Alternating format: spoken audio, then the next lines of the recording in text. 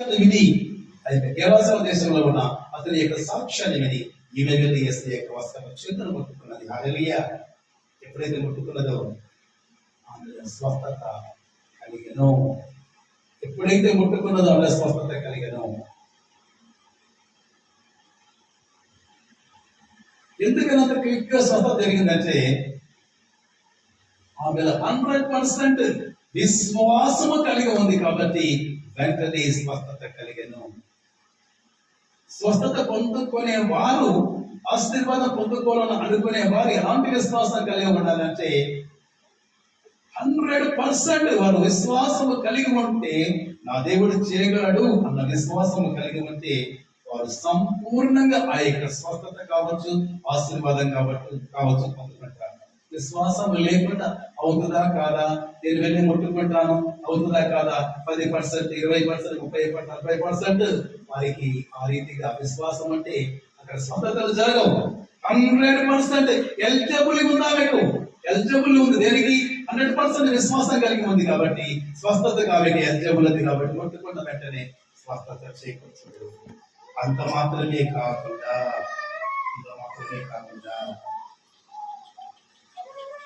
యాయిరు అని ఒక వ్యక్తి ఉంటున్నాడు.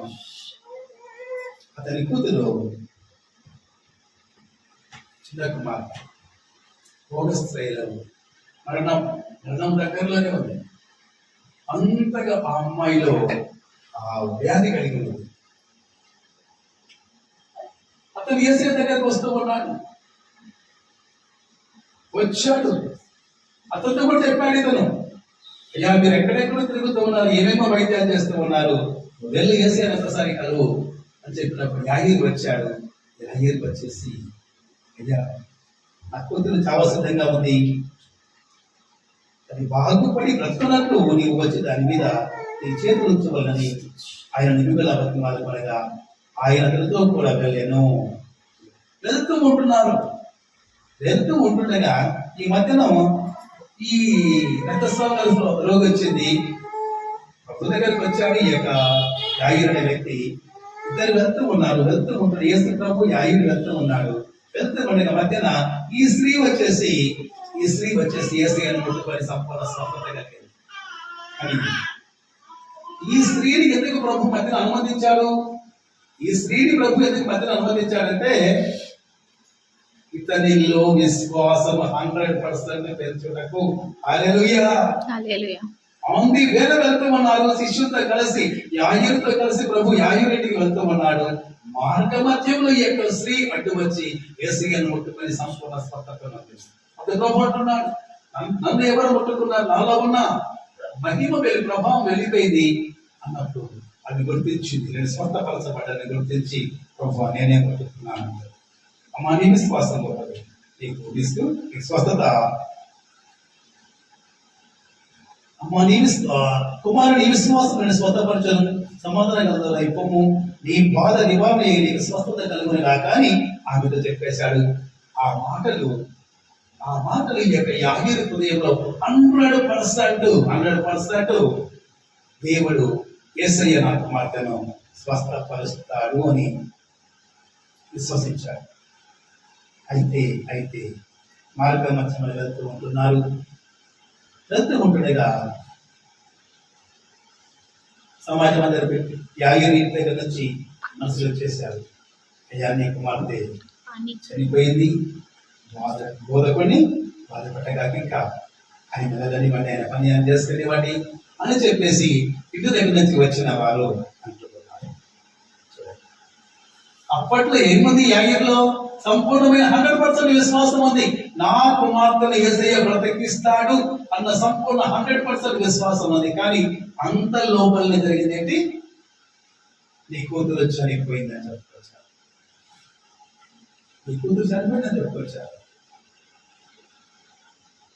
ఇంకా చివరిగా ఏం చేయాలి? ప్రభు అంటున్నారు,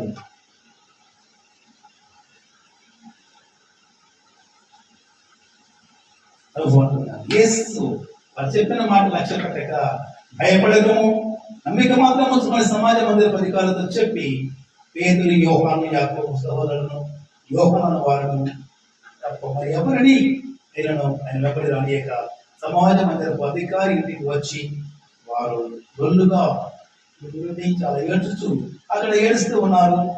అప్పుడు అతను ఏముంది, యాయీరు ఏమాత్రము సంశయం లేదు. అక్కడ స్వస్థత పరిచాడు, ఆమెను స్వస్థపరిచాడు. అక్కడ ఆ యొక్క గెరాసన దేశంలో ఉన్న ఆ యొక్క దయ్యం పెట్టిన వ్యక్తి బాగుపడ్డాడు. ఇక నా కూతురు ఏంటి ఈజీ బతుకుతుందన్న 100% విశ్వాసం కలిగి ఉన్నాడు. కాబట్టి యేసయ్య ఆ అమ్మాయిని స్వస్థపరిచిన వాడుగా ఉన్నాడు. ఆ తర్వాత ఆ చిన్నది బండి నగరంలోనికి వెళ్ళి ఆ చిన్నదాన్ని చేయబట్టి తల్లి తాకమని చెప్పి ఆమె ఆ మాట చిన్నదాన్ని లేమని చెప్పగానే ఆ చిన్నది లేచి నడవసాగింది. ఏం కలిగి ఉండాలి? ఒక స్వస్థత పొందుకోవాలన్నా కానీ, ఒక ఆశీర్వాదం పొందుకోవాలన్నా కానీ మనకు ఉండవలసిందంటే 100% విశ్వాసం, ఎలిజిబిలిటీ కలిగి ఉండాలి. ఎలిజిబిలిటీ లేకుండా మనము దేన్ని ఆశించడానికి వీల్లేదు. ఎలిజిబిలిటీ కలిగి ఉండాలి. ఈ రక్తస్రావం గల రోగి ఎలిజిబిలిటీ కలిగి ఉన్నది. 100% విశ్వాసము ఎవరు కలిగించారు? ఈ యొక్క దయ్యం పట్టిన వ్యక్తి స్వస్థపరచబడి ఆమె 100% విశ్వాసాన్ని పెంపొందింపజేశాడు. ఇక్కడ ఈ యొక్క యాయీరుకు 100% విశ్వాసం ఎలా వచ్చింది? దేవుడు చేసిన, యేసయ్య చేసిన ఆ యొక్క రక్తస్రావం కలిగిన రోగిని స్వస్థపరచడము 100% విశ్వాసం ఇతరులలో కనిపించింది. ఒక స్వస్థత పొందుకోవాలంటే కలిగి ఉండాలి విశ్వాసము. ఎలిజిబిలిటీ స్వస్థత కావాల్సిన ఎలిజిబిలిటీ కలిగి ఉండాలి. దేవునికి స్తోత్రం కలిగిన సువార్త స్వార్థ పట్ల భారం, ప్రభు ఆత్మల పట్ల భారం ఉంది. రెండవది కుటుంబాల పట్ల భారం ఉంది. కుటుంబాలు కలిసి ప్రభువును ఆరాధించాలి. కుటుంబాలు సంతోషం ఉండాలి. కుటుంబాలు ప్రభువును మహిమపరచాలి. ఆత్మల సంపాదన. అపోస్తలుల కార్యం 16వ అధ్యాయంలో పౌలులు ఇద్దరు కలిసి పరిచర్యకు వెళ్ళారు. 100 మందిని కలిసి సువార్త జరగదు. 100 మంది వ్యక్తులు కలిసి సువార్త పరిచర్యకు వెళ్తే సువార్త జరగదు. అక్షర పొందలేని మనసులు అని పరిచర్య, వ్యక్తిగతమైన పరిచర్య ఉండాలి. ప్రభు అన్నాడు ఆత్మల సంపాదనలో పౌలులు వెళ్ళారు. 150 మంది ఖైదీలు ఉంటున్నారు. ఆ జైల్లో వేయబడ్డారు. 150 మంది ఖైదీలకు రక్షణ పొందాలంటే ఎవరు వాడుకున్నాడు? దేవుడు పౌలులను వాడుకున్నాడు. జైలధికారులు రక్షింపడాలంటే ఎవరిని వాడుకున్నాడు? దేవుడు పౌలులను వాడుకున్నాడు. 100 మందిని వాడుకోలేదు. సువార్త పరిచర్యలో ఇద్దరు, అందుకని స్టార్టింగ్ లో ప్రభు కూడా అన్నాడు సువార్త పరిచర్య శిష్యులకు అప్పగిస్తున్నప్పుడు ఇద్దరిద్దరిగా పంపారు. 50 మంది వెళ్తూ ఉంటారు. 100 మంది కలిసి రెండపడి వెళ్ళి సువార్త చేస్తూ ఉంటారు. కానీ రక్షణ కలగదు, రక్షణ దొరకదు. కానీ ఇద్దరు ఒక్కరు వెళ్ళి పరిచర్య జరిగిస్తే అక్కడ సువార్త జరుగుతుంది. ఎదురు యోహాను అక్కడ ఉన్నారు. అపోస్తలుల కార్యం 3వ అధ్యాయంలో స్వర్ణ దేవాలయం దగ్గర, శృంగారమ దేవాలయం దగ్గర వారు ఉంటున్నారు. ఒక వ్యక్తి స్వస్థత పొందుతున్నాడు. ఎంతమంది ఇద్దరు కలిసి సేవ, ఇద్దరు కలిసి పరిచర్య. అపోస్తలుల కార్యం 8:12 ఫిలిప్పు ఉంటున్నాడు. ఒంటరి పరిచర్య ఫిలిప్పు దాంట్లో దేవుని యొక్క స్వార్థను మోసుకెళ్ళాలి. దేవుని యొక్క ఆత్మంతా దేవుని యొక్క పరిచర్యలో, ప్రార్థనలో బట్టి దేవుని యొక్క శక్తిని ఎప్పుకొని అవిటి కూడా పరిచర్యకు వెళ్తే స్వతంత్రత. ప్రార్థన చేయాలి. ప్రభు యేసుక్రీస్తు వారు కూడా రాత్రంతా ప్రార్థన చేసేవారు. ఒలివల కొండ దగ్గర చేసేవారు, యెసమనదలో ప్రార్థన చేసేవారు. రాత్రంతా ప్రార్థనలు, పగలంతా పరిచర్య. అందుకే అద్భుత కార్యాలు జరుగుతుంది. ఈనాడు మన యొక్క జీవితంలో కూడా మనం చేయవలసింది ఏంటంటే ప్రార్థన. ఒక మెసేజ్ ఇవ్వాలన్నా ప్రార్థన కావాలి. ఒక ప్రార్థన గురించి పోవాలన్నా ప్రార్థన ఉండాలి. వ్యక్తిగత ప్రార్థన అన్నిటికంటే ముఖ్యమై ఉంటుంది. వ్యక్తిగత ప్రార్థన. దేవునికి స్తోత్రం కలుగును గాక. 3 చూస్తున్నాం. నంబర్ 1 ఆత్మల సంపాదన. నంబర్ 2 కుటుంబాల పట్ల భారం. మూడవది చూసాము. సువార్త పట్ల భారం. 4వదిగా చూస్తున్నాము. రక్త సంబంధికులకు గురించిన భారం కావాలి. రక్త సంబంధికులకు గురించిన భారం. క్రైస్తవ జీవితానికి, ఒక విశ్వాస జీవితానికి కావాల్సింది ఏంటంటే రక్త సంబంధికుల గురించిన భారం కలిగి ఉండాలి. రక్త సంబంధికులు, దేహ సంబంధమైన వాటి గురించిన భారం కలిగి ఉండాలి. దేహ సంబంధమైన వాటి ఆదికాండంలో మనం చూస్తూ ఉంటున్నాము. ఆదికాండం 18వ అధ్యాయం 7వ వచనంలో సొదొమ గొమొర్రాల పాపం విస్తరించిపోయింది. ఆ దేశము మొదలుపెడుతూ ఉన్న దేవునికి, అయ్యా ఈ యొక్క పాపాన్ని మేము భరించలేకపోతూ ఉన్నాము అని దేవునికి మొదలుపెడుతూ ఉన్నాయి ద్వేషాలు. అలాంటి దేశంలో, అలాంటి పట్టణాల్లో అబ్రహాం గారి సహోదరుని కుమారుడు అక్కడ ఉంటున్నాడు. ప్రభు అన్నాడు అబ్రహాంతో, అబ్రహామా, నేను సొదొమ గొమొర్రాను అగ్ని చేత కాల్చివేయబోతున్నాను అని అన్నప్పుడు రక్త సంబంధికుల పట్ల, దేహ సంబంధికుల పట్ల భావము కలిగిన అబ్రహాము దేవుని యొక్క సన్నిధిలో ప్రార్థన చేస్తున్నాం. 19వ వచనం ఆది కాండంలో అక్కడ మాట్లాడుతూ వచ్చింది, ప్రభువా 50 మంది అక్కడ విశ్వాసాలు ఉంటే, మిమ్మల్ని నమ్ముకున్న వారుంటే కాల్చివేస్తావా? కాల్చివేయను. 45 ఉంటే కాల్చివేయను, 40 ఉంటే కాల్చివేయను, 35 ఉంటే కాల్చివేయను, 30 ఉంటే కాల్చివేయను. అయ్యా, నీ బాధ నాకు అర్థమైంది. నీ రక్త సంబంధికుల విషయమై నువ్వు ఎంతగానో బాధ కలిగి ఉన్నావు. దేహ సంబంధం నిమిత్తమై ఎంతో బాధ కలిగి ఉంటున్నావు. నీ బాధను నేను అర్థం చేసుకోగలను. కాబట్టి ఓకే, నో ప్రాబ్లం. లోతు కుటుంబం నుంచి నువ్వు ఆలోచన చేస్తున్నావు. లోతు కుటుంబం నుంచి నువ్వు ఆలోచన చేస్తున్నావు కాబట్టి లోతు కుటుంబాన్ని కాపాడుతాను. దేవుడు ఏం చేశాడంటే, దేహ సంబంధం నిమిత్తమై వేడుకొనిన అబ్రహామును బట్టి దేవుడు ప్రలోకముల నుండి దూతలు ఇద్దరిని భక్తం చేసి సొదొమ గొమొర్రా పట్టణంలో ఉన్న లోతు కుటుంబాన్ని బయటికి నడిపించిన తర్వాత దేవుడు సొదొమ గొమొర్రా పట్టణాన్ని కాల్చివేసి హల్లెలూయా. దేహ సంబంధాల విషయమైన మనం ఏం కలిగి ఉండాలి? భారము కలిగి ఉండాలి, బాధ్యత కలిగి ఉండాలి. దేవుడి యొక్క సన్నిధిలో అబ్రహాము గారిలాగా ప్రార్థన చేయగలిగితే దేవుడు కార్యములు చేసే దేవుడై ఉన్నాడు. దేహ సంబంధం నిమిత్తమై మనం ప్రార్థన చేయాలి. దేవునికి స్తోత్రం కలుగునుగాక. బాప్తిస్మం నుంచి యోహాను కాలంలో యోహాను సువార్త 1:40 బాప్తిస్మం నుంచి యోహాను గారి దగ్గర తెచ్చుకుంటే శిష్యులు ఉంటున్నారు. వారిలో ఒకరు అంద్రెయ. బాప్తిస్మం నుంచి యోహాను గారు యేసయ్య వచ్చి చూసి అంటున్నాడు, ఇదిగో దేవుని గొర్రె పిల్ల. 1:36 యోహాను సువార్త 1:36 ఇదిగో దేవుని గొర్రె పిల్ల అంటూ అప్పుడు యేసుక్రీస్తు వాళ్ళని చూపిస్తూ ఉంటున్నప్పుడు ఆ మాట విన్న ఇద్దరు శిష్యులు, యోహాను గారి శిష్యులుగా ఉన్న ఇద్దరు యేసు ప్రభువు వారిని గురించిన మాట, ఇదిగో దేవుని గొర్రె పిల్ల అని యోహాను గారు యేసయ్యను ఉద్దేశించి పలికిన వెంటనే ఆ ఇద్దరు శిష్యులు యేసయ్య నిలబడించారు. హల్లెలూయా. అంద్రెయ తన సహోదరుడు పేతురును చూసి అంటున్నాడు, మెస్సీయాని కనుగొంటివి. పేతురును యేసయ్య దగ్గర అనిపించింది.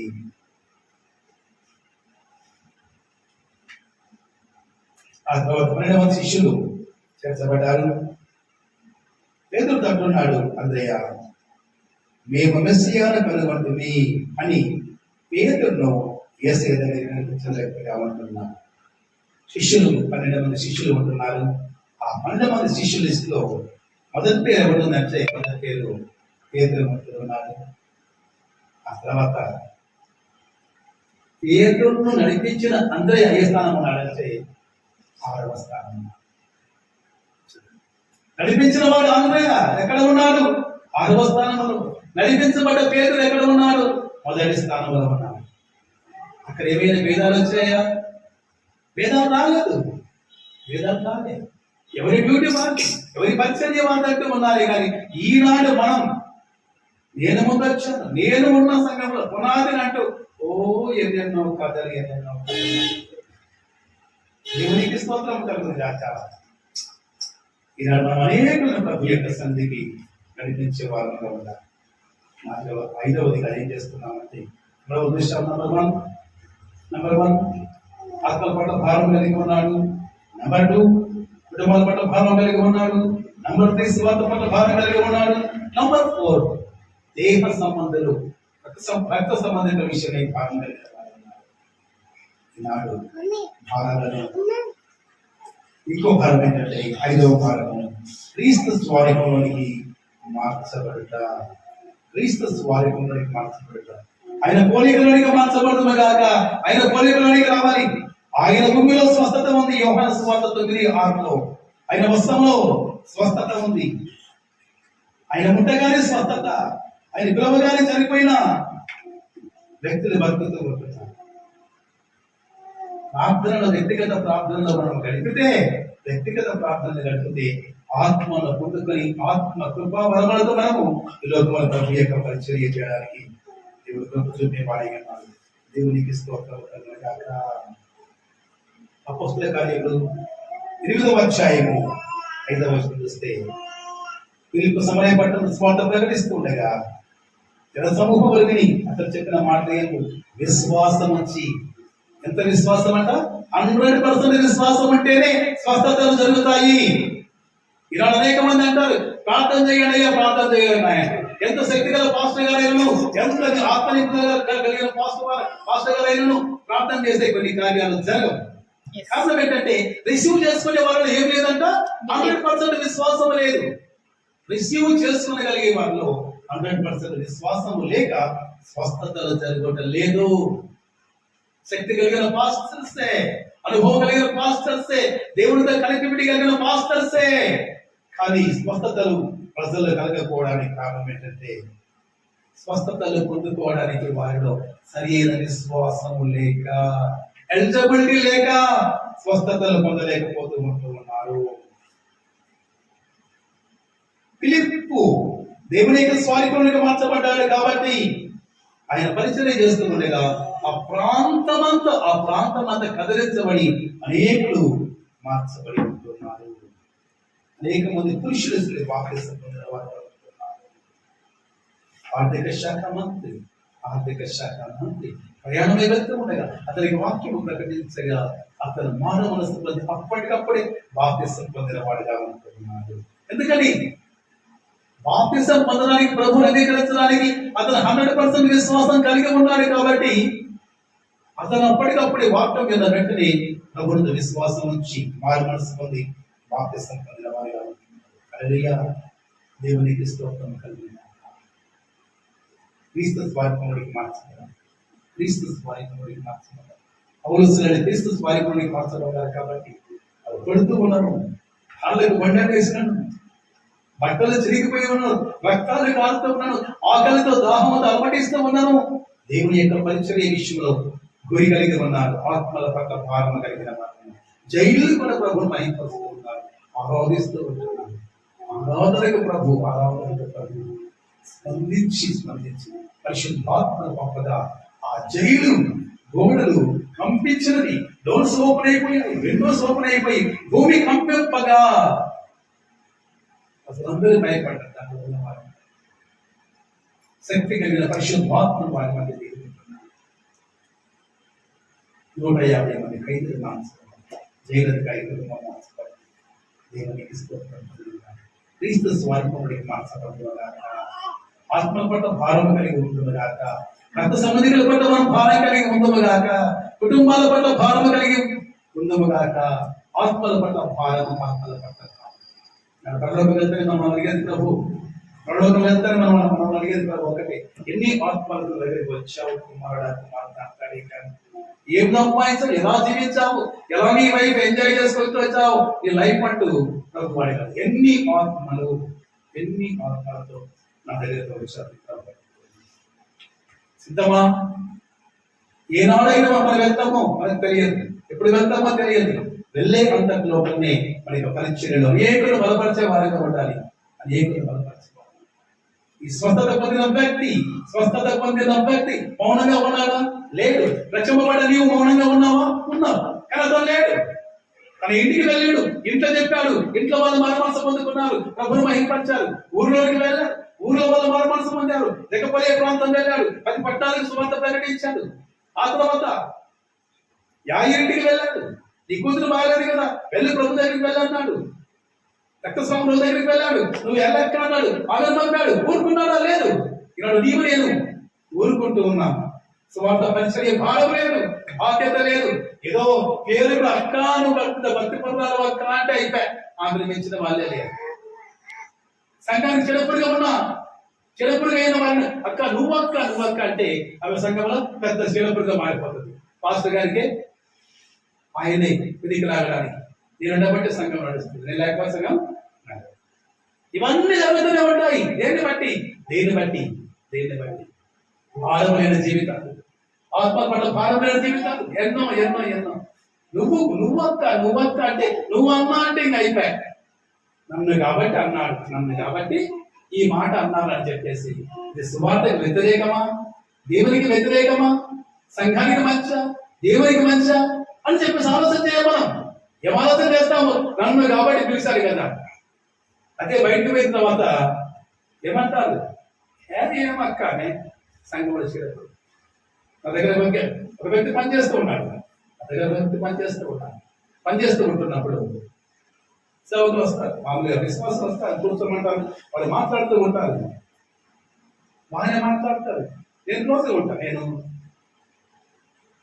ఎక్కువ మన వాళ్ళని పిలుస్తాను, కూర్చోమంట వాడు కింది స్థాయి అయినా కానీ నా పక్కన కూర్చోబెట్టుకుంటాను. వాళ్ళు హ్యాపీగా మాట్లాడతారు. అక్కడ పోతే ఆదరణ అనుకుంటారు. ఒక్క సీట్ నాకే ఉంటుంది, నా దగ్గర ఒక ఆయన ఉంటుంది, అతనికి ఒక సీట్ ఉంటుంది.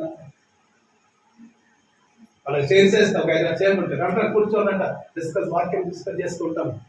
ఆ తర్వాత వాళ్ళు వెళ్ళిన తర్వాత నాతో ఉన్న వ్యక్తి అంటారు, వాళ్ళ సార్ వారి ఫ్యామిలీ ఏంటి, వారి కుటుంబం ఏంటి సార్, వాళ్ళు పోయిన తర్వాత ఒక్కరోజు చూశాను. అంటే నా దగ్గర ఉన్న వ్యక్తి ట్రాన్స్ఫర్ అయిపోయాను, అతన్ని ఒక్కరోజు చేస్తే క్రైస్తవుడు కదా అని చెప్పేసి, మంచివాడు కదా అని చెప్పేసి నేను కొంచెం మర్యాద ఇస్తూ వచ్చాను.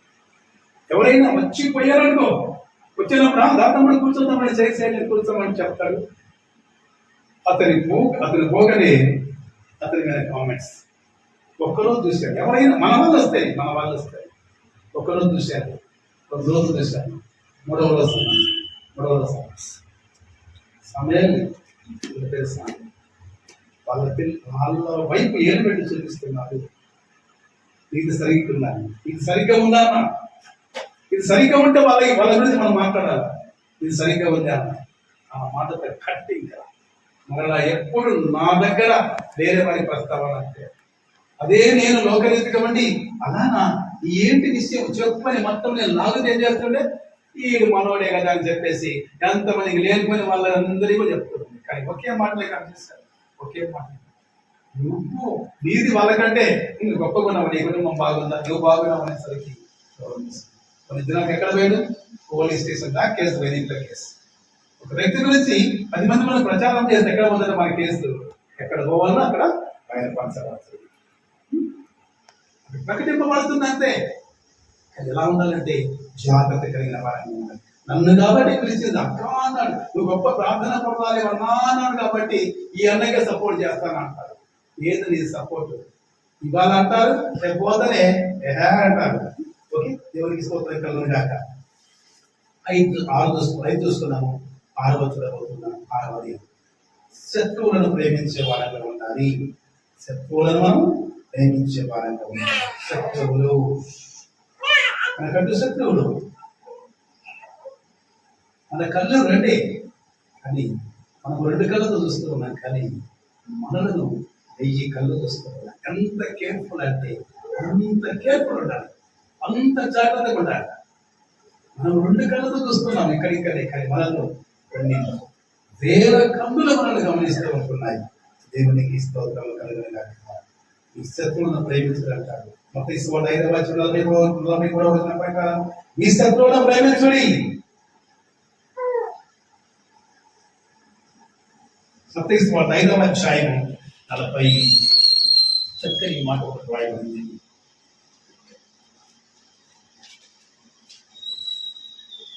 హల్లెలూయా.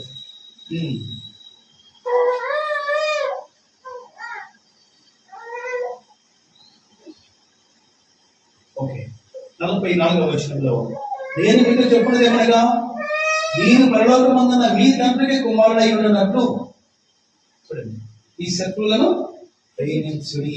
ఈ పరలోకపు తండ్రికి మీరు కుమారుడై ఉన్నట్లు ఈ శత్రువులను ప్రేమించు. శత్రువులను ప్రేమిస్తేనే మనం ఏమైపోతామంట, దేవునికి కుమారులంగా ఉంటామంట. శత్రువులను ప్రేమించాలి. ఏం చేశాడు అపోస్తలుల కార్యం 7వ అధ్యాయంలో స్టెఫన్ అనే దేవుని యొక్క సువార్తికుడు స్టెఫన్ సువార్త ప్రకటిస్తూ ఉంటుంది. వాళ్ళతో కొడుతూ ఉంటుంది, వాళ్ళతో కొడుతున్నాడు. ఆయన ప్రభు వైపు ఆయన కన్నులెత్తి స్వర్లోకమైన కన్నులెత్తి చూస్తూ ఉన్నాడు. స్వర్లోకం తెరవబడి దేవుడు తల్లి పాఠశాలలో ఏసై నిలబడి చూస్తూ ఉంటున్నాడు. తండ్రి, ఈ పాపము వీరు చేస్తున్న పాపము నన్ను రాళ్ళతో బట్టి చంపుతూ ఉన్నారు, ఈ పాపము వారి మీద మోపకు అని దెబ్బలు తగులుతూ ఉన్నాను ఆయన ప్రార్థన చేస్తున్నాడు. ఎందుకని? పరలోకపు తండ్రికి కుమారుడు అయి ఉంటున్నట్లు వారిని క్షమించమంటున్నా. ఆ మాట ఆయన పేరు చేసుకొని వారిని క్షమిస్తున్నట్టు ఉన్నాను. శ్రమలు కూడా ప్రభు అంటున్నాడు. మొదటి మాట అంటున్నారు, శ్రమలో బతికిన మొదటి మాట, తండ్రి మీరేమి చేయించున్నారు మీరు ఎరగారు కనుక వీరిని క్షమించు అంటున్నారు. దేవునికి స్తోత్రం కలుగునుగాక. పౌలు గారు అంటారు అపోస్తలుల కార్యములు 12వ అధ్యాయం 7వ వచనంలో, ఈ శత్రువు ఆకలి కలిగి ఉంటే అతనికి భోజనం పెట్టము, అలా చేయడం వలన అతని తల మీద నిప్పులు కుప్పలుగా పోయేది అంటాడు. అతని తల మీద నిప్పులు కుప్పలుగా పోయేది. మేలు చేత కీడును జయించడము, మేలు చేత. అదే చేశాడు అపోస్తల ప్రవక్త ఎలీషా ప్రవక్త అదే చేశాడు. శత్రువులు వచ్చారు, ఆయన్ని కిడ్నాప్ చేసుకొని పోదామని సిరియా దేశం సైనికులు వచ్చారు. సైన్యం, విపరీతమైన సైన్యం ఉంది. పొద్దున్న లేస్తారు పనివాడు వస్తున్నాడు. ఆ 7వ విస్తారమైన సైన్యం మన చుట్టూ ఉంది, మనం కిడ్నాప్ కాబోతున్నామేమో అన్నప్పుడు దైవజనుడు అంటున్నాడు, దేవాని యొక్క సైన్యం అంటున్నా యొక్క దోస్తునికి అతని యొక్క మనోనేత్రాలు తెరిచి ఈ సైన్యం అంటే చేయించు ప్రభు అన్నప్పుడు అతని యొక్క మనోనేత్రము దేవుడు తెరవగా ఆ సిరియా దేశపు సైన్యం కంటే విస్తారమైన దేవుడి యొక్క దూతల సైన్యము విస్తారంగా కనిపించినప్పుడు అంటున్నాడు, అయ్యా ఆ సైన్యము కంటే దేవుడి యొక్క దూతల సైన్యము బహు గొప్పగా ఉంది అంటున్నాడు. హల్లెలూయా. దేవునికి స్తోత్రం కలుగునుగాక. మేలు చేత ఇంకా ఆ తర్వాత అంటున్నాడు, వారికి కళ్ళు కనిపించకుండా కానీ దైవజనుడు పలుకుతూ ఉన్నాడు. పలికిన వెంటనే వచ్చిన సైన్యం అంతా గుడివారైపోయారు. ఇక చెప్పాడు, అయ్యా వాళ్ళని తీసుకొని రాజు యొద్దకు తీసుకొని వెళ్ళాడు. సైన్యాన్ని, సిరియా దేశపు సైన్యాన్ని తీసుకొని రాజు యొద్దకు వెళ్ళాడు. రాజు యొద్దకు వెళ్ళిన తర్వాత రాజు అంటాడు, అయ్యా ప్రవక్త గారు, ఈ సైన్యం అంతా వచ్చింది, వాళ్ళని చంపేద్దునా దొరికారు. ఇప్పుడు మనకు గుడి వారికి దొరికారు, చంపేద్దునా అంటే వద్దు మేలు చేత కీడును చేయిద్దాం. వారికి టేస్ట్ అయిన భోజనం సిద్ధపాటు చేయించు, పసందైన భోజనం సిద్ధపాటు చేయించు, భోజనం పెట్టి పంపించు అని అంటున్నాడు. మేలు చేత కీడును చేయించుట, వారికి విస్తారమైన భోజనం, టేస్ట్ అయిన భోజనం రాజు సిద్ధపరిచి వారి యొక్క కన్నులు తెరవబడిన తర్వాత వారు భోజనం చేశారు. శ్రేష్టమైన భోజనం చేసిన తర్వాత వాళ్ళ దేశానికి వెళ్ళండి అని చెప్పినప్పుడు ఆ సిరియా దేశపు సైన్యము వారి యొక్క దేశానికి వెళ్ళిన తర్వాత మరలా ఇంకెప్పుడు కూడా ఇజ్రాయెల్ దేశంపై యుద్ధానికి రాలేదు. హల్లెలూయా. యుద్ధానికి రాలేదు కారణం ఏంటంటే మేలు చేత కీడును జయించే వారుగా ఉండాలి. మనం ఏం చేస్తాం? కీడుకు కీడు చేయాలి. వాడు మన పట్ల కీడు చేశాడు, మనం కూడా కీడు చేయాలా? చలో ఏమైతుంది? కీడుకు వాడు కొట్టాడనుకో, తిట్టాడనుకో, నువ్వు తిట్టు, మళ్ళా కొట్లాట అయిపోయి క్షమించడం అనుకో ఆడికే క్లోజ్ అయిపోతుంది. క్షమిస్తే ఆడికే క్లోజ్ అయిపోతుంది. క్షమించక ఏం చేస్తున్నామంటే వాడు తిట్టాడు కదా, నువ్వు తిట్టడము, ఇంట్లో రావటము, కొట్లాడటము, పోలీస్ స్టేషన్ అంటూ కోట్లాంటూ అయిపోయా. కొన్ని డబ్బులన్నీ అయిపోయా. ఇంకేం చేయాలా? డబ్బులు లేకపోతే అప్పులు చేయాలి. ఎందుకు ఇవన్నీ? క్షమిస్తే ఒక మాటలు అయిపోయాయి కదా, ఫ్రెండ్షిప్ అయిపోతుంది కదా. ఇప్పుడు ఈ సిరియా దేశం, ఇజ్రాయెల్ దేశం ఏమైపోయారు? ఫ్రెండ్షిప్ అయిపోయారు. మేలు చేత కీడును జయించాలి. దేవునికి స్తోత్రం కలుగునుగాక. ప్రభుకున్న భారాలు, ఆత్మల పట్ల భారం, 2వదిగా కుటుంబాల పట్ల భారం, 3వది స్వార్థ పట్ల భారం, 4వదిగా రక్త సంబంధికుల పట్ల భారం, 5వదిగా క్రీస్తు స్వరూపానికి మార్చబడాలి, 6వదిగా ఏం చూస్తున్నాము? శత్రువులను ప్రేమించే భారం. ఒకసారి మాట్లాడుతూ ఉంటున్నాడు. ఆయన మీటింగ్ ఏర్పాటు చేశాడు. మీటింగ్ నడుస్తూ ఉంటున్నప్పుడు పబ్లిక్ మీటింగ్ చర్చి మీదనే పొంగల్ పెట్టారు, ఫోన్ బాక్స్ పెట్టారు, వాక్యం నడుస్తుంది, బ్రహ్మాండంగా పాటలు పాడారు, బ్రహ్మాండంగా నడుస్తుంది. అయితే దూరం నుంచి ఒక ముసలాయన వస్తున్నాడు. ఎలా ఎలా ఎలా అంటూ సంశయించుకుంటూ వస్తున్నాడు. ఇక్కడ ఉన్న స్పీకర్ గమనిస్తూ ఉన్నాడు. ఎలా ముసలైన ఏదో సంకోచంలో వస్తున్నాడు అని చెప్పేసి చూస్తూ ఉన్నాడు. స్పీకర్ గమనిస్తూ ఉన్నాడు. ఈ స్పీకర్ పక్కన ఆ లోకల్ చర్చి, ఆ చర్చి పాస్టర్ ఉన్నాడు, వెయిటింగ్ పెట్టిన ఆయన ఉన్నాడు. అక్కడ నుంచి దూరంగా చేయి తీసుకున్నాడు. అయ్యా, నీ పక్కన ఉన్న పాస్టర్ గారు అంటున్నాడు. ఎవరితో? ఆ పెద్ద మనసు వస్తూ ఉన్న పాస్టర్ గారు దగ్గరకు వచ్చి, అంటే స్టేజ్ ఒకరి పక్కనే ఉండి అయ్యా అని ఏరు చూపిస్తున్నాడు. ఆయనకి వెళ్ళి పిలవాలి. ఈ పాస్టర్ గారు గమనించారు కదా, స్పీకర్ అప్పటి నుంచి అయ్యా పిలుస్తున్నాడు అని చెప్పి చిన్నగా సైగ చేసి అని చెప్పినప్పుడు ఓకే ఓకే వెళ్తాన్నాడు. అంతవరకు ఆయన దగ్గర పోయిన తర్వాత పెద్ద మనసు అంటున్నాడు, అయ్యా నా కోడలు డెలివరీ అయింది, 3 days బాబుతో ఇంటికి వచ్చింది, కానీ బాగానే ఉన్నాను, సంతోషంగా ఉన్నారు. కానీ మీరు ఈ గుండెలు పెట్టి ఇప్పుడు డిస్టర్బెన్స్ బాగా అయిపోయింది. పిల్లోడు మీరు వాడే పాటలకు, వాయిద్యాలకు, వాటికలకు, పాటలకు, గమ్యాలకు ఉలిక్కి పడుతూ ఉన్నారు. మా వాడు ఉలిక్కి పడుతూ ఉన్నాడు అని చెప్పేసేసి పెద్ద మనసు అన్నాడు. ఈ చర్చి మాస్టర్ ఏమన్నారంటే, మీరు ఎప్పుడు మస్తు అంటే నువ్వు మానవుగా ఉంటావు, నువ్వు ఒక్కసారి కూడా నీకు వచ్చిందా ఇప్పుడు లక్షల పెట్టి ఖర్చు పెట్టి మీటింగ్ పిలిచినాం సార్. చిన్న పిల్లవాడు, అమ్మాయి బాల్యంత సముద్రం టెన్షన్ అయ్యా, రిక్వెస్ట్ చేస్తున్నాయి, డిమాండ్ కదయ్యా, నవ్వండి మీరు కూడా అన్నారు. ఆయన వెళ్ళాము. వెళ్ళేస్తే 1/2 hourలో 40 మంది వచ్చారు. చెప్పలే పెట్టలేదు.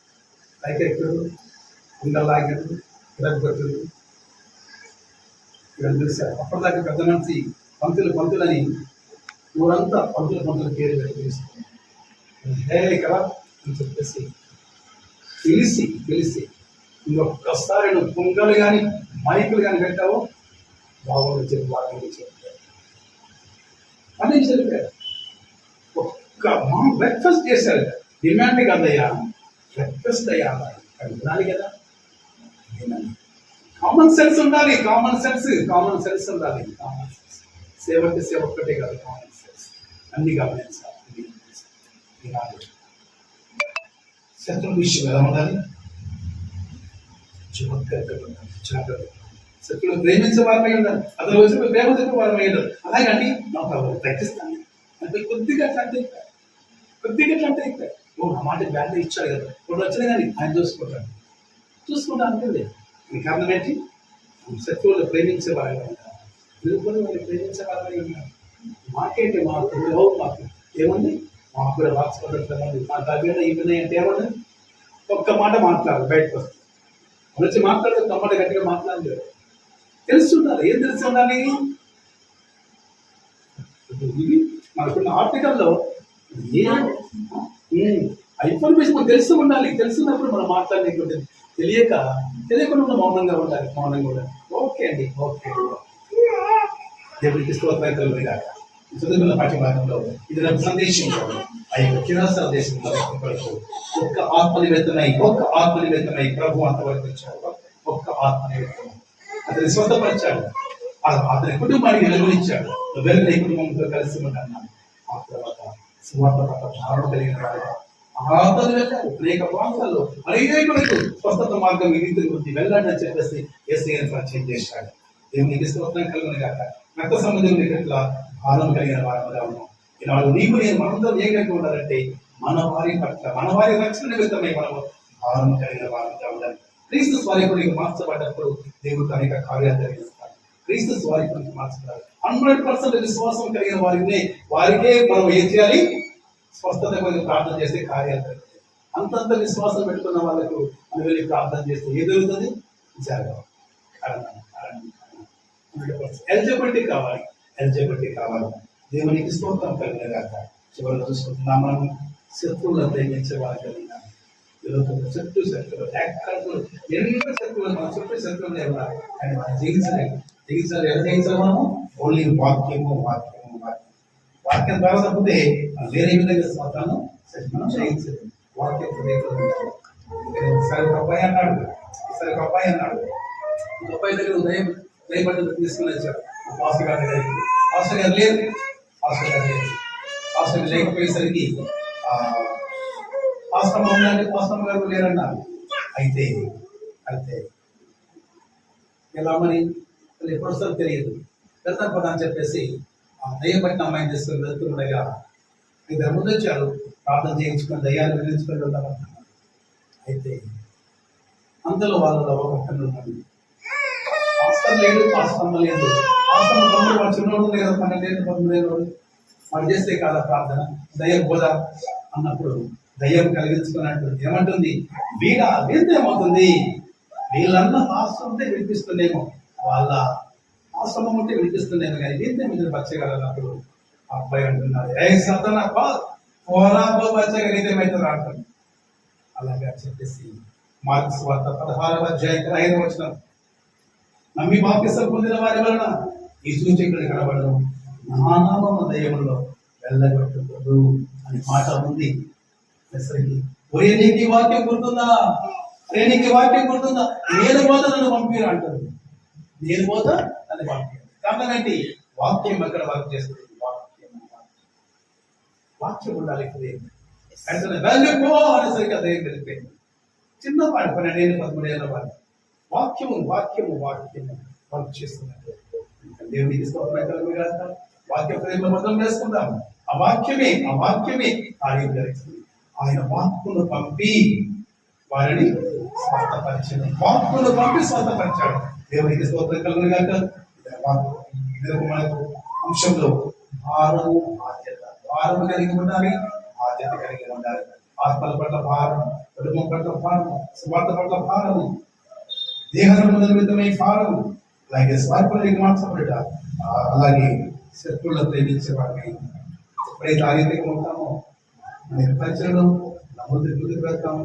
దేవుడు అంతకంటే మన ఆరోగ్యపరుస్తాము. ఈ కొద్ది మాట దేవుడు వెనుకల్లో దీనిచ్చి ఆశీర్వదించును గాక. ఆమేన్. హల్లెలూయా.